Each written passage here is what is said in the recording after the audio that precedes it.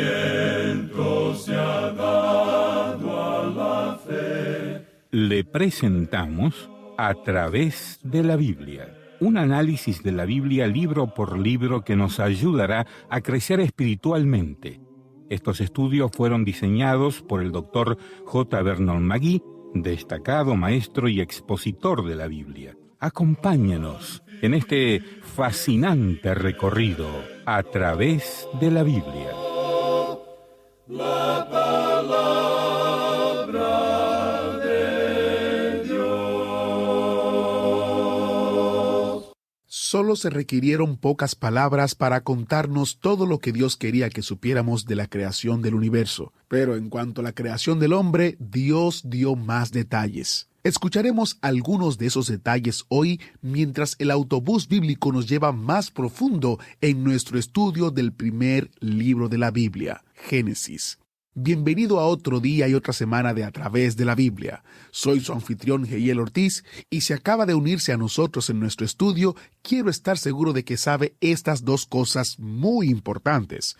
La primera es que puede escuchar todos nuestros mensajes previos gratuitamente en atravesdelabiblia.org. O si le gustaría, puede comprar la serie entera. Está disponible en una memoria USB y también en lo que se llama el autobús bíblico solar. Es un aparato solar que contiene el estudio entero más la Biblia en audio. Para más información, envíenos un correo electrónico a atv@transmundial.org o llámenos en los Estados Unidos al número 1-800-880-5339. O al final del programa daremos la información para que nos contacte en su país.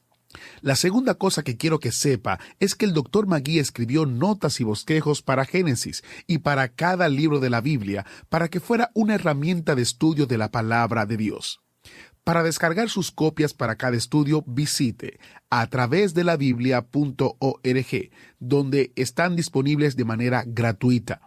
En Estados Unidos, usted puede llamarnos al número 1-800-880-5339 y pedir que se le añada a la lista de suscripción.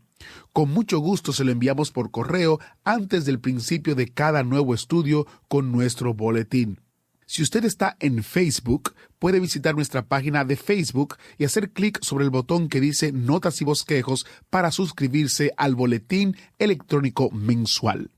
Antes de comenzar nuestro estudio de hoy, me queda justo el tiempo suficiente para compartir una carta de una pasajera compañera en el autobús bíblico. Es de Glendis, una oyente que nos escribió para contarnos el impacto del programa en su vida. Ella dice: saludos desde Ciudad de Guatemala, amados hermanos. Es de gran gozo y edificación escucharlos, pues la palabra de Dios siempre llena las necesidades que tenemos. Ustedes son siempre consuelo, paz, fuerza y sabiduría en nuestras vidas. El Señor siga bendiciéndolos. Él ha sido fiel. Un abrazo. Ahora presentémonos a Dios en oración. Padre Celestial, gracias por hacer que tu palabra recobre vida, tocando los corazones y mentes de todos los que la oyen. Que la verdad de tu palabra traiga luz a este oscuro mundo. En el nombre de Jesús oramos. Amén. Ahora iniciamos nuestro recorrido bíblico con la enseñanza del Dr. McGee y la voz de nuestro hermano Samuel Montoya. Continuamos hoy considerando este primer capítulo del libro de Génesis, y nos detuvimos en la lección anterior en el versículo 28. Este versículo dice: Y los bendijo Dios y les dijo: fructificad y multiplicaos, llenad la tierra y sojuzgadla, y señoread en los peces del mar, en las aves de los cielos, y en todas las bestias que se mueven sobre la tierra. Consideramos en nuestra lección anterior que Dios ha dado a la criatura, es decir, al hombre, una bendición excepcional. Le mandó que fructificara, que se multiplicara y que llenara la tierra. Dijimos también que Dios es quien ha presentado el asunto del sexo. Es muy interesante que esta generación cree que ha hecho un descubrimiento nuevo. Uno recibe la impresión hoy en día que este asunto del sexo ha llegado a convertirse en una obsesión para esta generación, y que esta generación es como el Cristóbal Colón que acaba de descubrir el sexo. Pero dijimos que Dios es quien hizo mención del sexo aquí en el libro de Génesis. Dios ha empleado 4 métodos para colocar al hombre en la tierra. Un método fue la creación directa y así produjo a Adán. Otro fue la creación indirecta que produjo a Eva. El tercer método fue el parto virginal de María, y así fue como Jesucristo llegó a ser un hombre. Y el cuarto método es la reproducción, y eso se conoce bien en nuestros días. Por cierto que estamos arrastrando la reproducción a un nivel al cual Dios nunca tuvo la intención de que fuera llevada. Amigo oyente, Dios creó al hombre para que se reprodujera. Esta es una verdad maravillosa y gloriosa, y no debe ser tomada para hacer de ella una cosa sucia como hacen los hombres ahora. Tantas personas escriben libros sucios y los llaman literatura. Producen cosas sucias que llaman arte. Algunos de los críticos están hablando ahora en contra de estos asuntos y damos gracias al Señor por esa actitud. Mucho de lo que llaman arte es odioso y hasta repugnante, y no es arte en ninguna manera. No es nada más que obscenidad, y lo hacen simplemente para obtener dinero. Amigo oyente, Dios nunca tuvo la intención de que se abusara del sexo de esta manera. Dios creó al hombre a su imagen. Dios es el ser personal, esencial, y al dar al hombre un alma inmortal, le dio también una verdadera personalidad. El hombre posee una conciencia de sí mismo y tiene el poder de la elección libre. El hombre tiene una distinta responsabilidad moral. Y ahora Dios le manda a ser fructífero. Esa es la reproducción.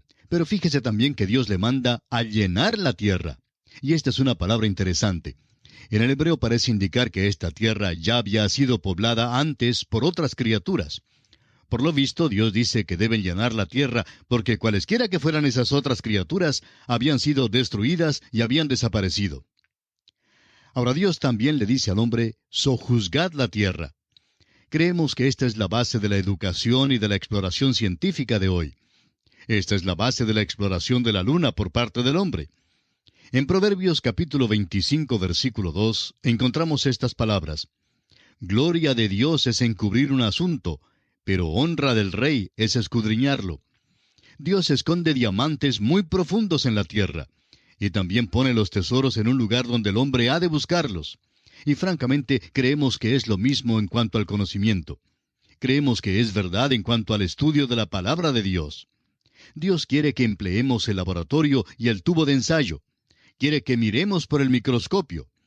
Lamentablemente, el hombre sale con una bomba atómica con el intento de destruir toda la raza humana. Ahora Dios dice que el hombre debe señorear en la tierra. El hombre no es simplemente un jardinero para cortar el césped. El hombre debe señorear en la tierra. Creemos que Adán tuvo control sobre los elementos y pudo haber mandado que lloviera cuando faltaba la lluvia y pudo haber hecho que brillara el sol cuando le faltaba. Señoreaba en la tierra. Creemos que podía haber mandado que se abrieran las nubes, como abrimos hoy el sistema de riego en nuestros días para regar el césped. Podemos ver esto en el Señor Jesús. Tuvo control sobre los elementos cuando estuvo aquí en la tierra. Pudo mandar que se calmara la tempestad, y podía dar de comer a las multitudes. Y creemos que a Adán le fue posible hacer esto antes de que cayera en pecado. Pero cuando cayó en pecado, entonces perdió aquel señorío. Los 3 últimos versículos del primer capítulo de Génesis dicen, Y dijo Dios, He aquí que os he dado toda planta que da semilla, que está sobre toda la tierra, y todo árbol en que hay fruto y que da semilla, os serán para comer. Y a toda bestia de la tierra, y a todas las aves de los cielos, y a todo lo que se arrastra sobre la tierra en que hay vida, toda planta verde les será para comer. Y fue así. Y vio Dios todo lo que había hecho, y he aquí que era bueno en gran manera. Y fue la tarde y la mañana, el día 6. Esto, amigo oyente, nos trae al final del capítulo 1. Y vamos a hacer un resumen aquí. ¿Cuáles son algunas de las cosas que notamos en este capítulo? Bueno, una de ellas es el hecho de que Dios se menciona aquí 32 veces. La Biblia no hace ningún intento para probar que hay un Dios. Ahora, ¿por qué no lo hace? Porque dice el necio en su corazón, no hay Dios. Dios no trata de probar su propia existencia. La Biblia es un libro escrito para revelar la verdad espiritual, religiosa y redentora, y esa nos llega solo por la fe. De modo que tenemos aquí el hecho de que Dios es aquel que creó. En este primer capítulo de Génesis, aprendemos específicamente acerca de la unidad, el poder y la personalidad de Dios. Eso es exactamente lo que Pablo escribe a los romanos en el capítulo 1, versículo 20, cuando les dice: porque las cosas invisibles de Él, su eterno poder y deidad, se hacen claramente visibles desde la creación del mundo, siendo entendidas por medio de las cosas hechas, de modo que no tienen excusa. Francamente, amigo oyente, Dios nos ha limitado a fin de que tengamos fe en Él mismo. También encontramos algunas otras cosas en este capítulo. Notemos que niega el politeísmo. Un solo Dios crea. Niega también la eternidad de la materia. Comienza en el principio. Todo tuvo un principio, amigo oyente. Esto es verdad a pesar del hecho de que hubo un tiempo cuando la ciencia enseñaba la eternidad de la materia. Este capítulo niega también el panteísmo. Dios es antes que todas las cosas y existe aparte de ellas.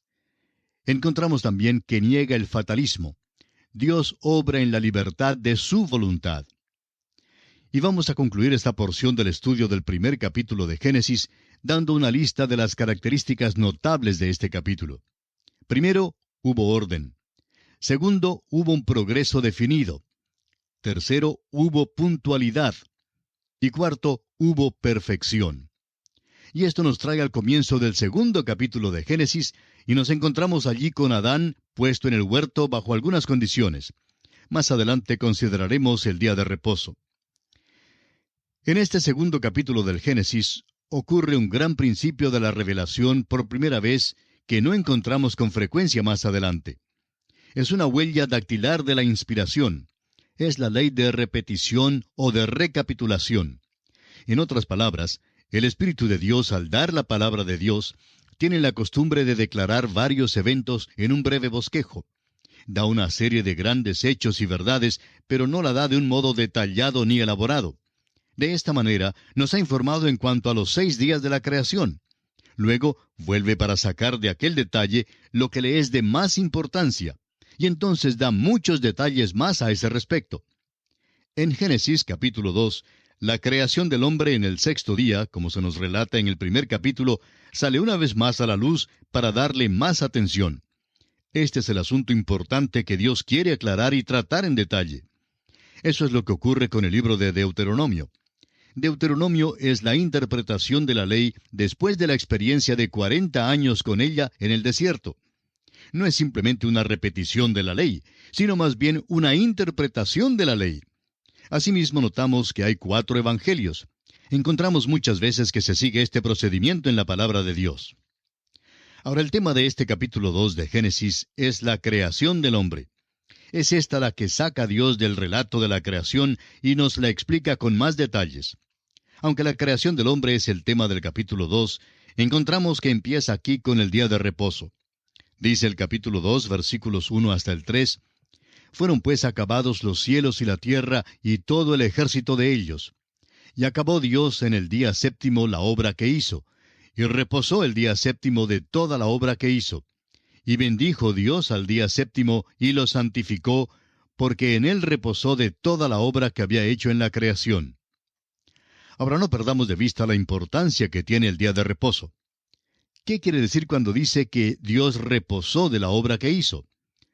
Significa que Dios se cansó y que se sentó un día y dijo, bueno, trabajé mucho en esta semana. Han sido unos días muy agitados. He trabajado más de 40 horas en esta semana y necesito descansar. Amigo oyente, sería una verdadera tontería mirarlo desde este punto de vista. Dios reposó de su obra. Eso quiere decir que cuando Dios terminó sus 6 días, pudo mirar todo lo que había hecho y ver que era buenísimo. No le quedaba más que hacer. Cada vez que salgo de la oficina, siempre queda mucho trabajo que hacer en el escritorio y trato de meter algunos papeles en el portapapeles para llevarlos conmigo. Nunca me ha sido posible sentarme para decir, lo he terminado todo, no me queda más trabajo que hacer. Pero eso es lo que Dios hizo. Al final de los 6 días, Dios reposó al 7º día porque su obra fue terminada. Esa es una de las grandes verdades espirituales que debemos notar. Ahora, en los capítulos 3 y 4 de Hebreos, se nos dice que entramos en reposo. La palabra es la misma como para el día de reposo. Entramos en su día de reposo. ¿Qué significa? Quiere decir que entramos en su perfecta redención. Cuando Cristo murió hace 2000 años por usted y por mí en la vergonzosa cruz del Calvario, obtuvo allí una redención perfecta para nosotros. Nos ofrece esta redención para que entremos en ella, y para que Pablo pudiera decir en su carta a los Romanos capítulo 5 versículo 5, «Justificados pues por la fe, tenemos paz para con Dios por medio de nuestro Señor Jesucristo». Amigo oyente, yo no tuve que hacer absolutamente nada para obtener mi completa salvación. Todo lo pagó Cristo, quien por mí libremente derramó su sangre carmesí. Esto es lo que cantamos al final de cada programa. Hagamos ahora un sumario de los primeros 5 días de la restauración. Creemos que este universo tan inmenso en el cual vivimos había estado aquí por un largo período de tiempo, pero que algo había pasado en la tierra y a mucho de la creación. Como resultado, Dios entró y el Espíritu de Dios se movía sobre la faz de las aguas, y el caos se convirtió en cosmos. En ese tiempo, Dios creó de nuevo. Nos da un relato breve de esto antes de darnos más detalles en cuanto a la creación del hombre. Los versículos 4 al 6 de este capítulo 2 de Génesis dicen lo siguiente: «Estos son los orígenes de los cielos y de la tierra cuando fueron creados, el día que Jehová Dios hizo la tierra y los cielos, y toda planta del campo antes que fuese en la tierra, y toda hierba del campo antes que naciese. Porque Jehová Dios aún no había hecho llover sobre la tierra, ni había hombre para que labrase la tierra, sino que subía de la tierra un vapor, el cual regaba toda la faz de la tierra». En realidad, esta palabra orígenes en el hebreo quiere decir familias. Este libro del Génesis no es solo el libro de orígenes, sino también el libro de familias. Estas son las familias de los cielos y de la tierra. Ahora fijémonos que un vapor de la tierra regaba toda la faz de la tierra. Y eso estuvo aquí antes de que el hombre estuviera en la tierra. Empezamos a ver y descubrir el propósito de Dios en el capítulo 1. Estaba preparando un hogar para el hombre que Él hizo. Y ahora Dios está preparándose para mover a este hombre al lugar que ya le ha preparado. Creemos que esta es una de las cosas más notables que se encuentran en esta sección particular que está ante nosotros. Consideremos ahora el método de la creación del hombre. Hemos visto en el capítulo 1 que la materia inorgánica fue creada de la nada. Eso se encuentra en el primer versículo, donde dice que en el principio creó Dios los cielos y la tierra. De la nada a la materia inorgánica fue el primer paso. Luego hubo la creación de lo inorgánico a lo orgánico, es decir, la vida. Eso se encuentra en el versículo 21, donde Dios creó grandes monstruos marinos y todo ser viviente. Creó la vida animal. Surge entonces la pregunta de si creó la vida vegetal. Por lo visto, la vida vegetal no había sido destruida. La semilla evidentemente ya estaba en la tierra. No deseamos ser dogmáticos en cuanto a eso, pero parece ser la implicación cuando Dios mandó a la tierra que produjera hierba verde y hierba que daba semilla. Como ya hemos dicho varias veces antes, Dios nos da muy pocos detalles en cuanto a esto. Ahora pasamos de lo orgánico a la creación del hombre, y por tanto no es una transición. La evolución no puede llenar el vacío que nos lleva a la aparición de seres inteligentes en la tierra. La tierra estaba preparada ahora para la venida del hombre. Dice el versículo 7 de este capítulo 2 de Génesis: «Entonces Jehová Dios formó al hombre del polvo de la tierra, y sopló en su nariz aliento de vida, y fue el hombre un ser viviente». Una vez más nos vemos limitados aquí por lo que nos dice Dios. Físicamente, Dios formó al hombre del polvo de la tierra. Es muy interesante que nuestros cuerpos se componen de unos 15 o 16 elementos químicos. Aquellos mismos elementos químicos están en la tierra. El hombre fue formado físicamente del polvo de la tierra. En realidad se puede destilar nuestros cuerpos físicos y separarlos en los elementos químicos de los cuales somos hechos. Hubo una vez cuando estos elementos químicos tenían un valor de casi $3, pero dicen que ahora está subiendo el precio. Pero esto es lo que en verdad valemos, porque fuimos físicamente formados del polvo de la tierra. Pero el hombre es más que polvo. Físicamente, polvo es, y al polvo volverá. Pero su espíritu va a Dios. ¿Por qué? Porque Dios sopló en su nariz aliento de vida, y fue el hombre un ser viviente. Ahora, ¿qué es lo que Dios le sopló? Le sopló el aliento de vida, el cual le dio la vida que es física, vida que es psicológica y vida que es espiritual. En otras palabras, el hombre entra en una asociación maravillosa con su Creador. Tiene una capacidad para Dios y se encuentra en su mismo ser. Esto es lo que separa al hombre de todas las demás criaturas que hallamos en el universo de Dios. Claro que hay los ángeles, pero créanos que es muy poco lo que sabemos de ellos. Cualquier teoría de la evolución, inclusive la evolución teísta, no puede dar cuenta de la palabra humana, ni pueden explicar la conciencia humana, ni la personalidad humana. Estas son tres cosas con las cuales la evolución tiene algo de dificultad. Uno puede tomar los huesos de un hombre y compararlos con los huesos de algún antropoide y ver una semejanza notable en sus huesos. Sin embargo, nos dicen que hay una divergencia amplia también. Pero es de esperarse que hubiera una cierta semejanza porque Dios hizo mover a los dos en el mismo ambiente, y naturalmente la carrocería sería igual. Hay una similitud muy notable entre la carrocería de un automóvil Ford y un automóvil Chevrolet. Pero mejor es que no se lo digamos al comerciante local de la Ford o de la General Motors, porque le dirá que hay una diferencia vasta entre las dos. Sin embargo, la carrocería ha de tener algo fijo sobre las cuatro ruedas, y una rueda ha de ser colocada en cada esquina, y hasta cierto punto, pues la carrocería tiene que ser cuadrada. Las dos han de fallar en la autopista a las 5 de la tarde, de modo que las dos necesitan tener balance, y las dos necesitan tener máquina.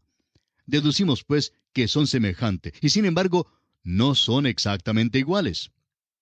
Ahora, el hombre y los animales tienen similitudes, pero el hombre es una criatura muy diferente. Dios sopló en el hombre el aliento de vida, y el hombre llegó a ser un alma viviente. Formidables y maravillosas son las obras de Dios, y esto debemos siempre tenerlo presente. Consideremos ahora el sitio geográfico del hombre. El versículo 8 de este capítulo 2 de Génesis dice: «Y Jehová Dios plantó un huerto en Edén al oriente, y puso allí al hombre que había formado». No podemos decirle dónde estaba exactamente el huerto de Edén. Estamos seguros que estaba en alguna parte del valle entre los ríos Tigris y Éufrates. En efecto, pudiera haber estado en todo el valle. Aquel valle originalmente fue un lugar muy fecundo y todavía lo es. Es una parte de la fértil creciente verde, y en un tiempo sembraron grano allí. Simplemente recogían la cosecha porque crecía ella misma. Probablemente aquella área llegará a ser de nuevo el mismo centro de la tierra. Dice ahora el versículo 9 de este capítulo 2 de Génesis: «Y Jehová Dios hizo nacer de la tierra todo árbol delicioso a la vista y bueno para comer, también el árbol de vida en medio del huerto y el árbol de la ciencia del bien y del mal». Estos son árboles extraordinarios que se mencionan aquí específicamente. Tenemos el árbol de la vida y el árbol de la ciencia del bien y del mal. No podemos decirle mucho acerca de ellos porque, francamente, no se encuentran hoy en día. Han sido quitados de la escena. Pero había de toda clase de árboles y notamos que eran deliciosos a la vista y también buenos para comer. Había belleza en ellos y también había el lado práctico en que eran buenos para comer. Es como entrar en una mueblería donde el ebanista le dice que un mueble es muy bello, además de ser muy práctico, funcional. Por tanto, estos árboles en el huerto de Edén eran tan bellos como funcionales. Y vamos a detenernos aquí por esta oportunidad, y en nuestro próximo programa trataremos de finalizar el estudio de este segundo capítulo del libro de Génesis. Será pues, hasta entonces, que Dios le bendiga, es nuestra ferviente oración. Y así terminamos por hoy. Escríbanos y cuéntenos qué le pareció y cómo le ayudó el estudio de hoy. Si desea recibir las notas y bosquejos de lo que estamos estudiando, suscríbase gratis en nuestra página en Internet. Esta es la dirección: atravesdelabiblia.org/notas. atravesdelabiblia.org/notas. Repito, atravesdelabiblia.org/notas. Si desea escuchar nuevamente el programa o si se perdió alguno de ellos, vaya a atravesdelabiblia.org/recursos. Repito, atravesdelabiblia.org/recursos. A través de la Biblia.